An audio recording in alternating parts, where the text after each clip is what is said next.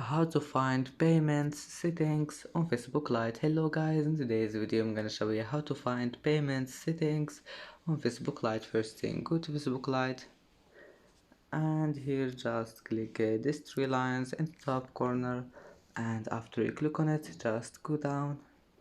Here you will find the settings, and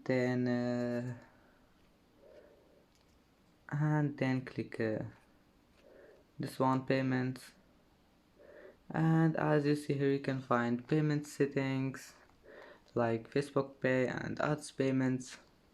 And that's how to find the payment settings on Facebook Lite. And that's it for today's video. If you like this video, please don't forget like and don't forget subscribe, and thank you for watching this video until the end. See you in the next video.